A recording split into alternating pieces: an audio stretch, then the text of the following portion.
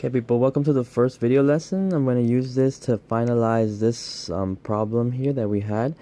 So when we're setting these guys up, the intention for these guys was that they were just random setups, and then just how to solve them once you have a setup. But for this one, this is a specific problem, an example that I wanted to give you, that first you label things and then you're going to actually find this side. So this setup is for this specific problem. These will be random setups. This was just right here to get you familiar on how to use the calculator for that. Okay, so for this one here, once you know that there's no information for the opposite, only adjacent hypotenuse gives you information. So that's exactly why you use cosine. So cosine of what? Of that angle, and set up the trig correction correctly. Set up the trig ratio correctly, 23 over x. Cross multiply, you get this. Now you're solving for your variable, so you have to divide out the cosine 55 degrees to solve for your x there. So that's exactly what I'm going to do here. I'm going to do that, and then this guy on this side here cancels completely, so x will equal that. So we do this in the calculator. 23 divided by cosine of 55, 23 divided by, so 23 divided by the cosine of 55 is around there, so around 40. So that would be x is about 40 units, whatever units it gives you. Okay, you will have that as your answer, and that's actually the answer for that one. That's how much it would be. It makes sense because this is about 23 and this is longer, so that'll be about 40. That makes sense. And then here, I want you to understand also for this one here, you can use any trig ratio as long as you set it up correctly.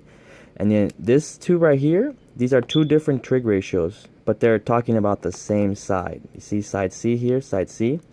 If they're talking about the same side and you're using a different angle, you should get the same answer for these two because it's talking about the same side. These two trigonometric equations, they're both valid.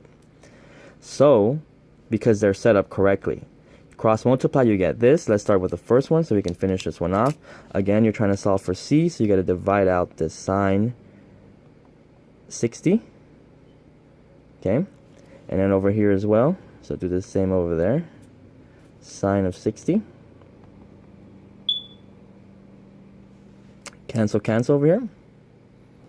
So C will be about that, and we'll get C in the calculator right there. So it'll be about 12 divided by sine of 60. We go here. 12 divided by the sine of 60. Okay, you can just press enter. So that would be about 13 point to the nearest hundredth, I said, yes. So it'll be 13.86. So about 13.86, and then we should have the same answer for the other one because they're talking about the same angle, though it's a different type of trig ratio. So here, you to solve for C, dividend of cosine of 30. Here, the same, cosine of 30. Okay, cancel. Here, C gives you 12 divided by the cosine of 30. 12 divided by the cosine of 30. And we get the same thing because it's the same side. So this tells you as long as you set up a correct trig ratio, and either one that applies, sine, cosine, or tangent even, you will get the same answer because it's talking about the same side. On this side over here, this is for you to practice. I will put this up in the website regularly, but this is for your practice. This is for you guys to do. I'm going to make video notes just on the notes and the examples. So this is how 3L, 3, 4, 5, and so on. You're going to be seeing these in the weekend, and hopefully it'll get you way more prepared for the upcoming SBAC and final. Thank you.